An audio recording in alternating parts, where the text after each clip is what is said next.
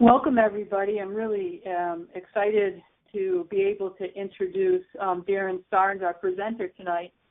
Darren is the Math Department Chair at Lawrenceville School, who is probably for our benefit a leader in statistics education, especially within the AP statistics community. And tonight he's going to talk about the holistic scoring of an investigative task, which will be we're very fortunate to have him to share his knowledge of the AP exam with us, but specifically with regard to holistic scoring of these open-ended tasks.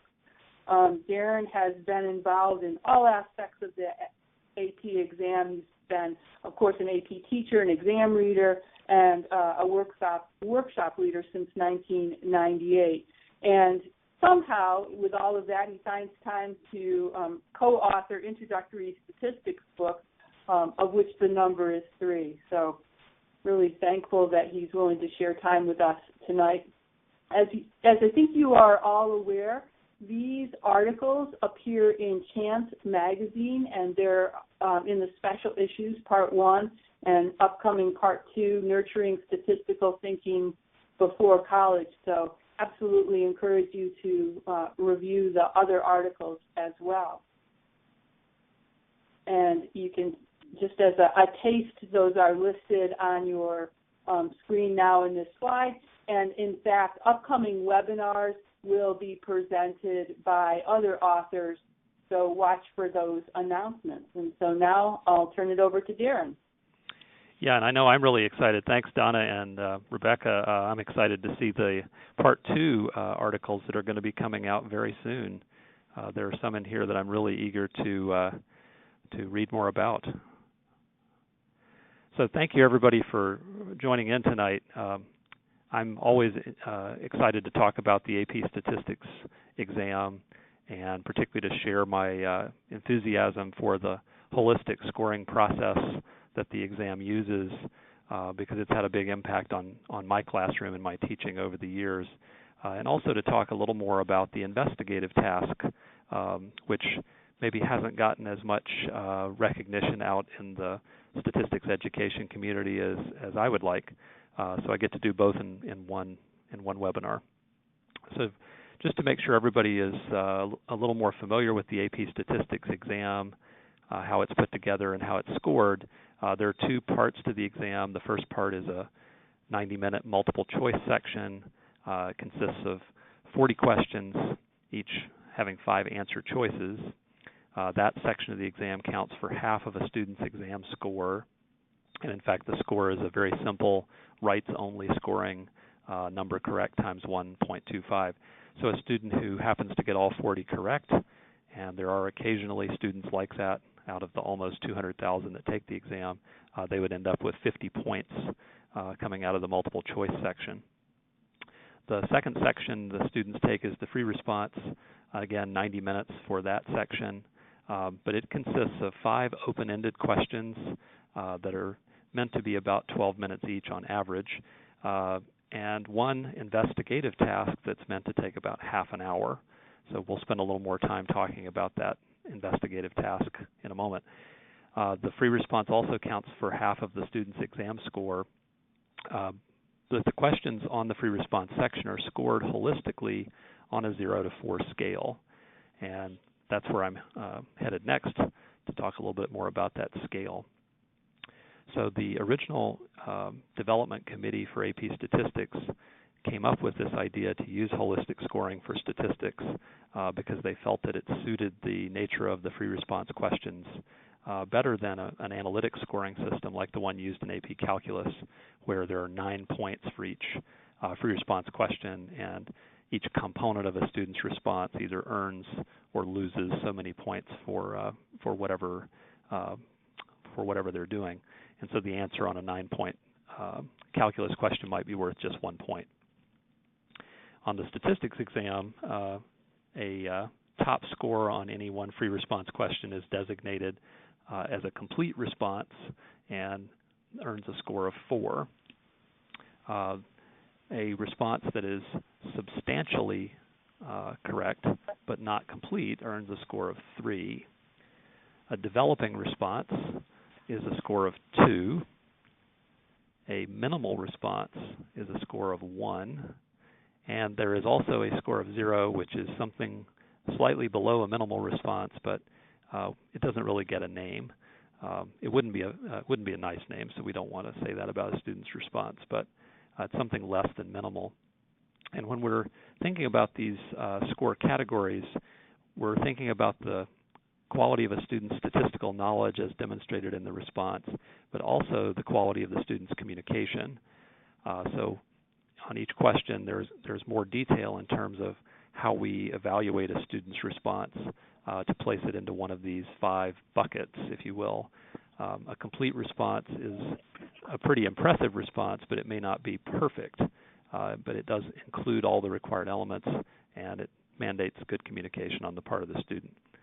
So I hope I can illustrate this scale a little bit better as we get into a sample problem and show you how we get to score a student's response.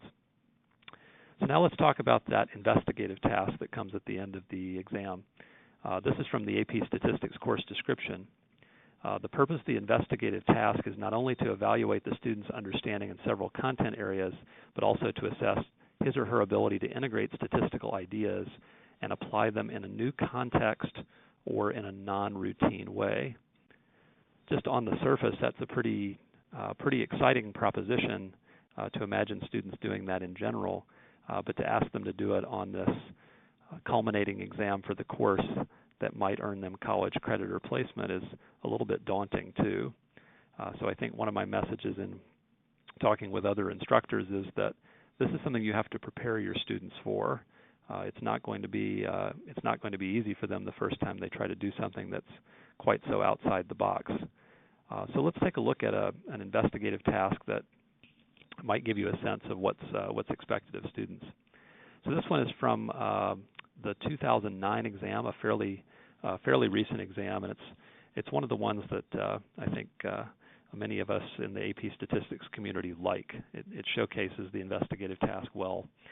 The one in my Chance Magazine article is from a different year, so I'm purposely not repeating the one that I wrote about in the article. That happens to be one of my favorites. So in this one, a consumer organization was concerned that an automobile manufacturer was misleading customers by overstating the average fuel efficiency. Can you imagine that? Measured in miles per gallon of a particular car model. The model was advertised to get 27 miles per gallon. To investigate, researchers selected a random sample of 10 cars of that model. Each car was then randomly assigned to a different driver. Each car was driven for 5,000 miles, and the total fuel consumption was used to compute the miles per gallon for that car. So that's the stem of the question. It just gives the students some background about the study design and the method of data collection. Part A of the problem asks students to define the parameter of interest and to state the null and alternative hypotheses the consumer organization is interested in testing. So let me start by giving a model solution composed by a group of adults, so probably not exactly what a student would write, him or herself. The parameter of interest is mu equals the population mean miles per gallon of a particular car model. The null and alternative hypotheses are as follows. Null hypothesis mu equals 27, alternative hypothesis mu less than 27. So students could produce a response that's pretty similar to this if they understand what's going on. What I also would like you to notice is that Part A is something that students would study in an introductory statistics course. This isn't an investigative part to the question. So we're inviting students into the problem by the way the test writers have developed this first part. Now, as far as scoring the individual parts of questions, the original development committee came up with the EPI scoring for individual parts or components that, again, seems quite clever to me. So for each individual part or component, a student's going to be receiving one of these scores based on a set of criteria. The scale, an E, means essentially correct on that part or component. P is partially correct, and I bet you can guess what I stands for. Students don't like to see I's when I give them back their they're graded free response questions because that means it's incorrect and won't earn any credit. So let's take a look at the scoring for Part A. To get an essentially correct response, the student must correctly state the hypotheses with a lower-tailed alternative hypothesis, and also correctly define the parameter of interest by referring to the mean of the population in context. So something like population mean miles per gallon, or true mean fuel efficiency, mean miles per gallon of all cars of this model, and so on. So that's what students need to get an E, an essentially correct. For a partially correct, they need to have one of those two components done correctly, either the hypotheses or the definition of the parameter, but not the other.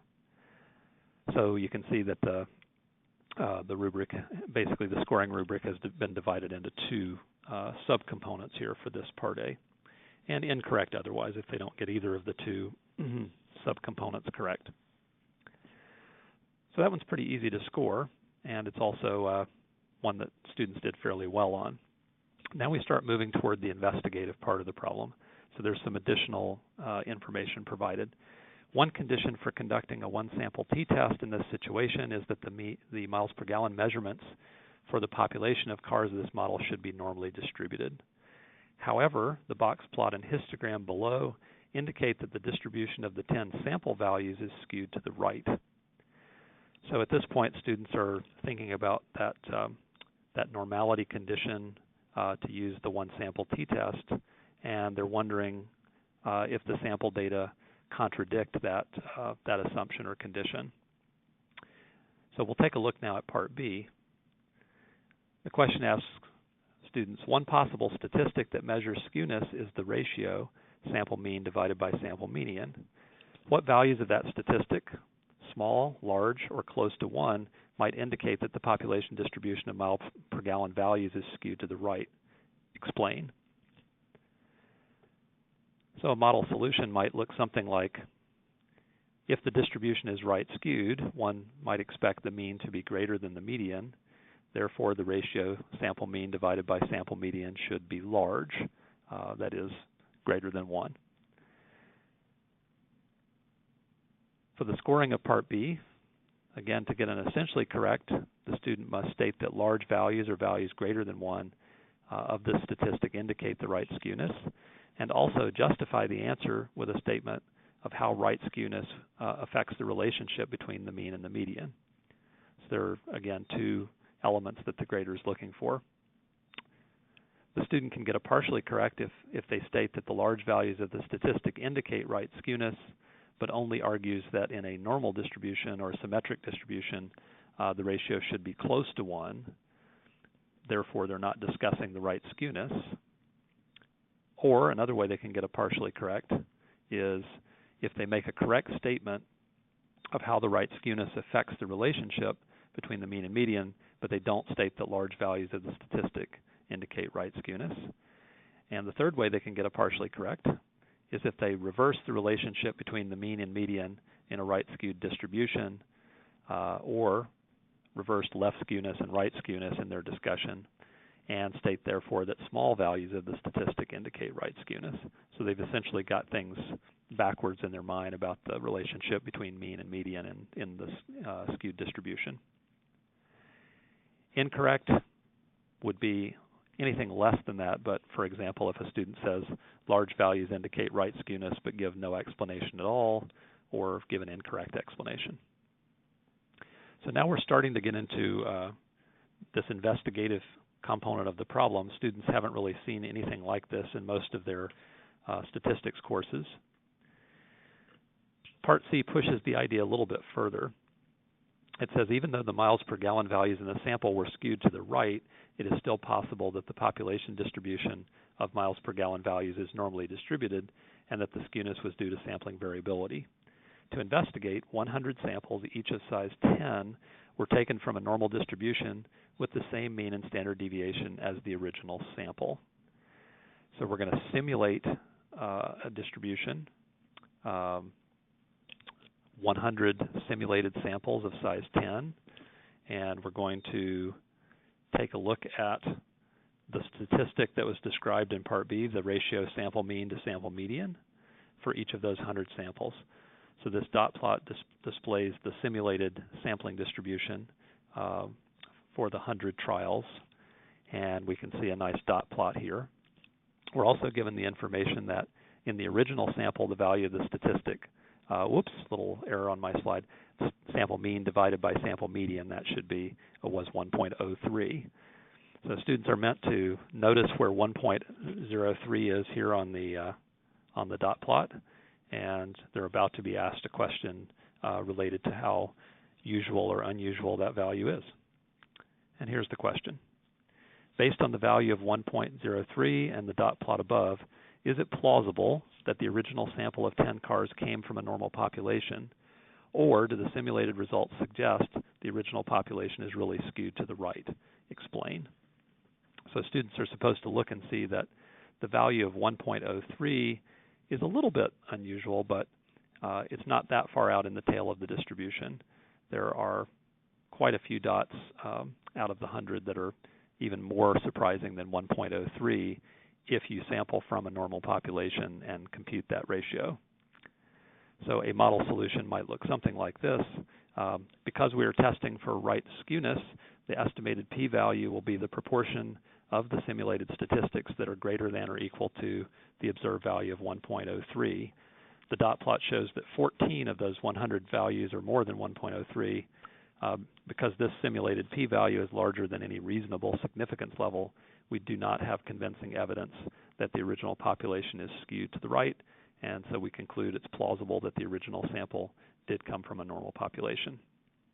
I'm not sure students would write quite that much. Again, it's an adult committee putting these model solutions together, partly to help with the understanding of students after they've taken the exam, and of teachers who are using these questions in the future. So in terms of scoring, to get an essentially correct, the student has to state that it is plausible the sample came from a normal population, and they have to justify that choice with specific numerical evidence from the dot plot that talks about the relative location of that value 1.03 that was observed in the sample. So something like 14% of the values are at or above 1.03. For a partially correct, there are a couple of different ways. The student can state that it's plausible, yes, that it came from a normal population, and justify the choice by describing the relative location of the value 1.03 in that simulated dot plot without specific numerical evidence to back it up. So 1.03 is toward the middle, or within 2 standard deviations of the mean, or not too far from the center, but not mentioning that the simulated p-value is 14 out of 100.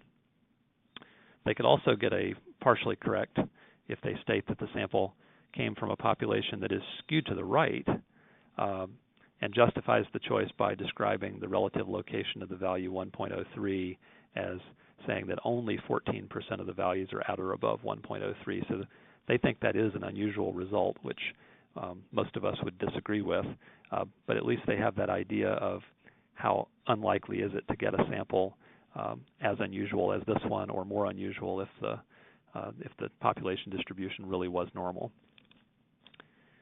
And incorrect otherwise, if they don't come up with either of those two partially corrects or the essentially correct. Well, we're headed into the final part of this problem now.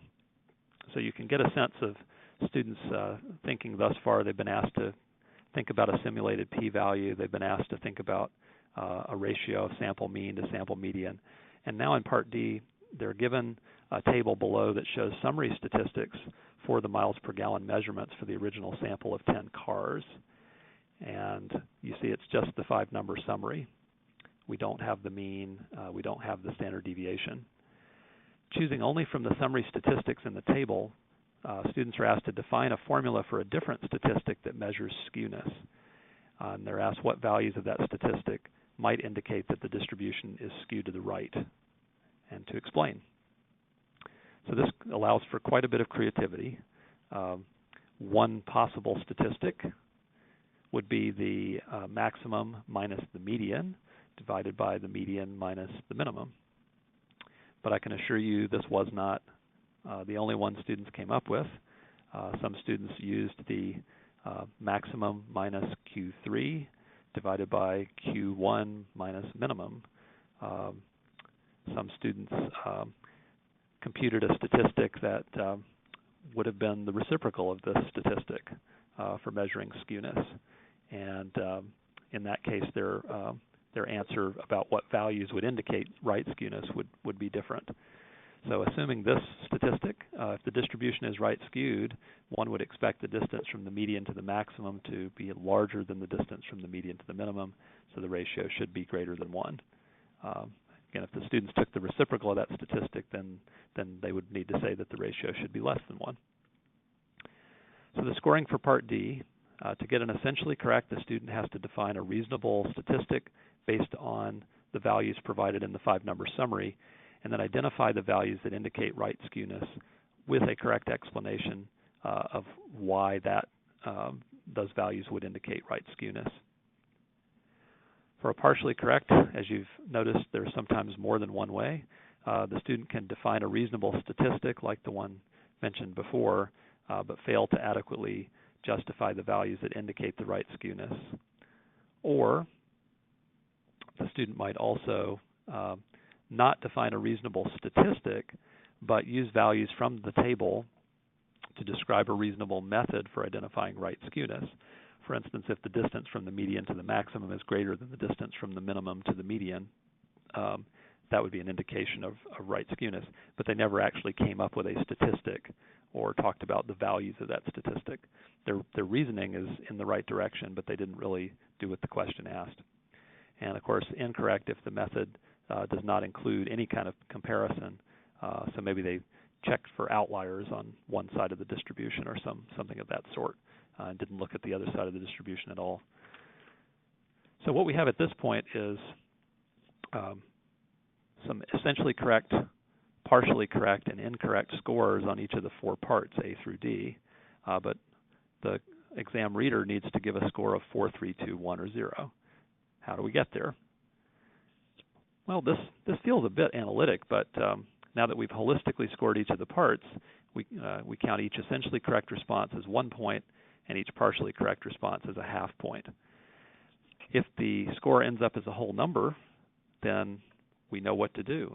To get a 4, the student would need to get all 4 of those parts essentially correct. To get a 3, they would need to get some combination of whole points and half points to end up with a substantial response, and so on. Developing response for 2, minimal response for 1. However, we could end up with a half-point score, and this is where the second piece of holistic scoring comes in. If a response comes out between 2 of the scores, then the graders are instructed to use the holistic approach to determine if the response is in the higher or the lower of the 2 categories, depending on the strength of the response and the communication. Now, we'll tell you on an investigative task that the investigative parts of the problem usually weight more heavily in making that determination than, say, Part A in this problem, which was a more straightforward question about setting up hypotheses and defining the parameter. So Parts B, C, and D are going to be weighted more heavily. One of the things that might cross your mind after looking at that holistic scoring summary is holistic scoring subjective? Like Darren, might you give a student's response a 3, a substantial response, and I might give it a 4, a complete response?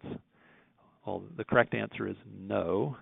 A student response at the AP grading should earn the same score by any reader in the room that's grading that question at any time during the reading. But wait, I mean, there was some holistic judgment there at the end of that problem. Well, sure, absolutely professional judgment is required along the way for each of the parts, and then at the end when you're in one of these half-point situations. And how do we calibrate?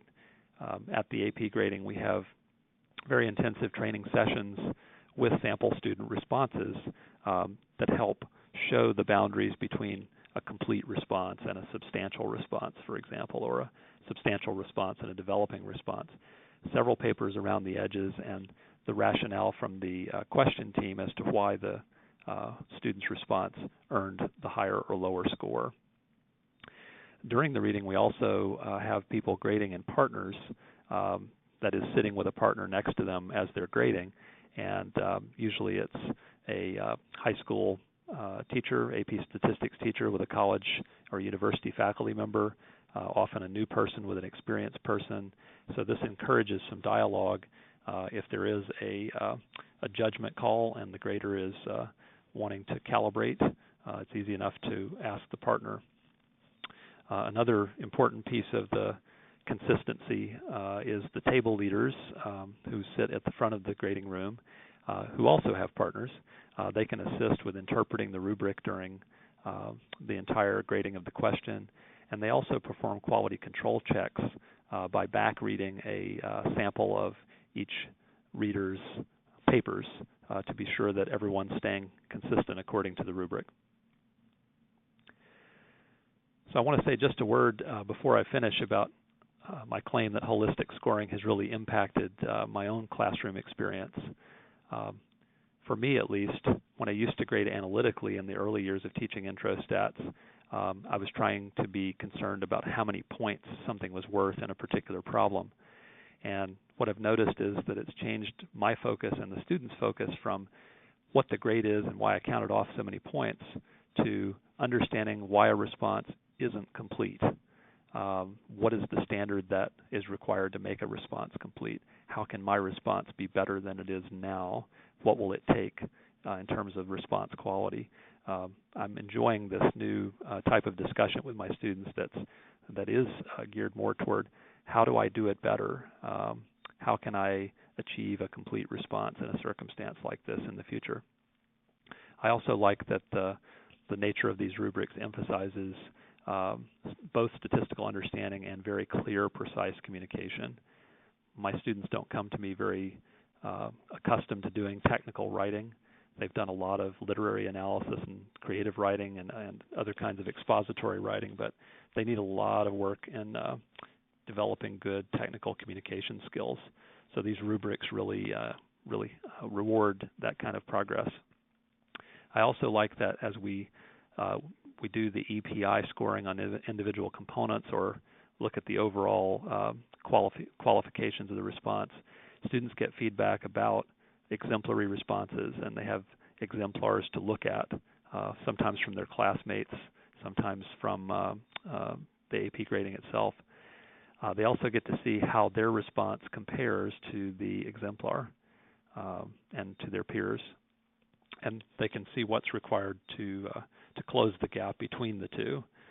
So for me, at least, being able to focus on how you improve and how you move toward the exemplary response is a discussion worth having at any point, much more so than that discussion about 2 points or 1 point, Mr. Starnes. You were a little harsh on that one.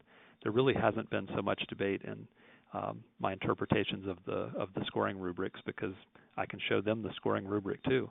And if they want to debate a statistical issue or a statistical communication issue with me, I enjoy that debate a lot more than the one about grades and scoring. So I think at this point I would like to stop and see if people have some questions. Let me pause there. So Darren, a couple of questions. One around any advice on how to test the waters. Suppose someone is curious about being able to bring the holistic scoring into the classroom. How would you advise someone getting started? Yeah, that's a great question. I had a very difficult transition from analytic scoring in my early years, which I was also doing in my pre-calculus course, to the holistic scoring. So I did it very incrementally. I started out by giving a quiz problem, just a single free response like you saw, where students were evaluated according to that standard. And in my first year of doing it, we just had one of those quiz problems per week, which counted as a quiz score, but it didn't change my testing practice that first year. I wasn't comfortable enough with it, and I'd been doing analytic scoring for so long, I was having a hard time letting go. In the second year, I was so pleased with the results of the quizzing that I went ahead and in the second year converted my exams into the holistic scoring as well. and in fact, my students had by that point seen some weekly quizzes and were much more accustomed to that sort of scoring. So it made that year easier than the previous one, where I was mixing and matching the holistic and the analytic scoring. So in some sense, the students helped convince me that it was a good idea after I tried the quizzing the first year, and they started to ask me questions about the quality of the response. I know people who've gone whole hog and switched their system. I admire those people. I'm not a quick change guy myself, so I think it can be done. It can be done gradually and incrementally. I think it focuses on the right issues, and so I knew I would change gradually, but I guess I didn't know I would change my entire system to be everything graded holistically now. I don't do any more analytic scoring, so I'd say change as much as your comfort level requires. Pace is sometimes very individual. The follow-up to that is constructing the investigative task seems to be more challenging than the getting the multiple choice questions from the test bank. Any advice on or resources on finding the investigative tasks and writing those well? Oh, right. Oh, that was a two-part question. So right. let me take the easy one first. There are some really good investigative tasks out there that were written by the Test Development Committee.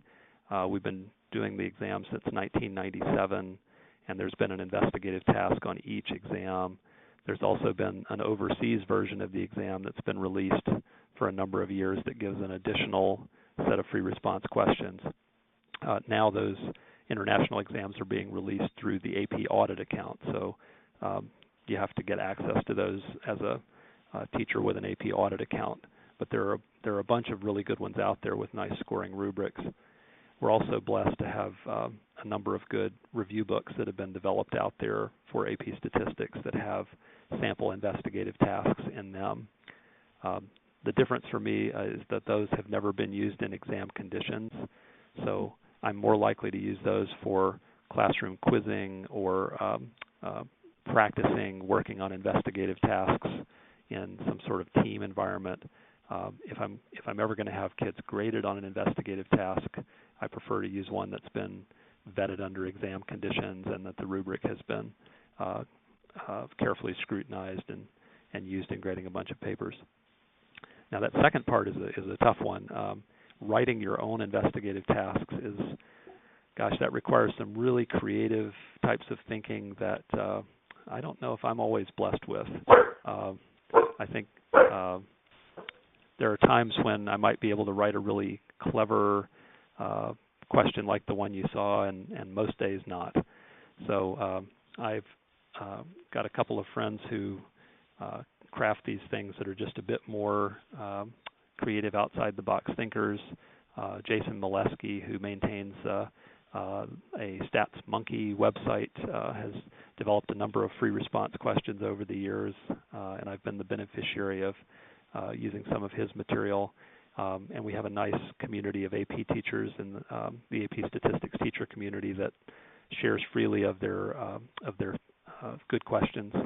So I would say, me personally, I'm not going to try to write too many of my own. I think there are other people who are better at it and have already done some writing. So if you're one of those people, I hope you'll be willing to share. I think we have a question about how you relate the rubric score to a letter grade. Oh, yes. Great question. So my basic philosophy on grading has evolved over the years. It seems like the grading in the early days that I tried to do was I tried to be a bit more precise than I really could be, giving students a 97 or an 83 or what have you. But what I've tried to do with the holistic scoring is think about what kind of result the student would earn on the AP exam if they averaged, say, a 3 out of 4 on the holistic scale. that's 75% of the points. And to me, having seen a number of exams over the years, that's going to get kids a score of 5 on the AP exam, the top score every single time, if they can earn 75% of the points.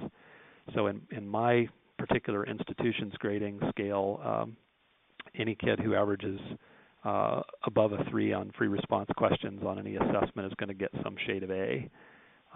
Any student who averages above whatever the cutoff would typically be for a 4 on the AP exam, so for me that's usually about a 2.3 average on free response questions, just under 60% of the points. That would be where I'd cut off a B, and then for a C I'd go down to about 45 points before I would get to the C cutoff. So I try to base it on roughly the AP exam cutoffs, about 70 to 75% for a 5, about 55 to 60% for a 4, and about 40% somewhere in that neighborhood for getting down to a 3. I'm blessed in the population that I teach that I don't have to go too far below that very often. I've got pretty highly motivated kids, but I would just continue the logic on down for a score of 2 is usually around 30 some points. So that's at least that's the system I've been using, and my 2 colleagues here use similar cutoffs so that a student in another section would say, oh, yeah, my grade would have been fairly similar in that other section too.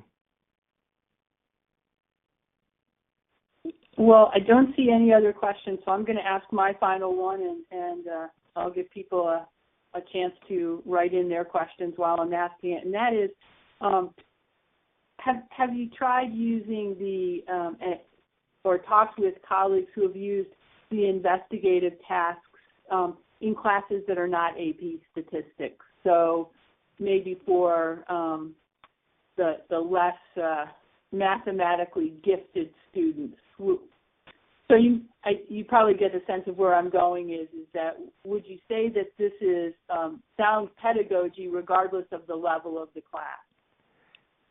And you've served me up a very nice question. Absolutely.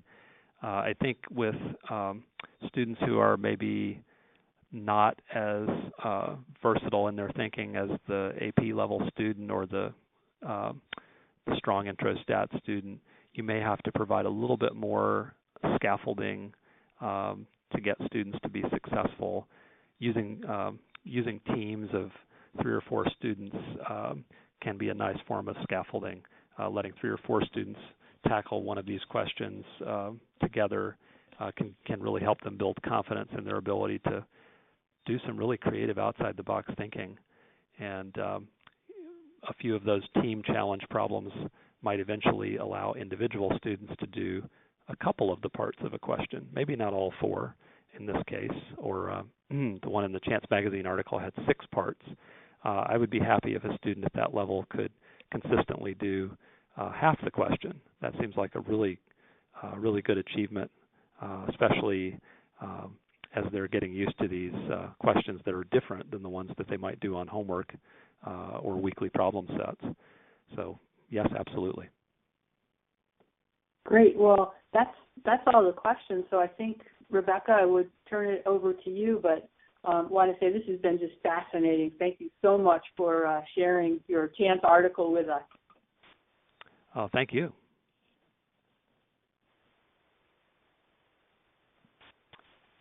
And well, thank you so much. I was going to just say, I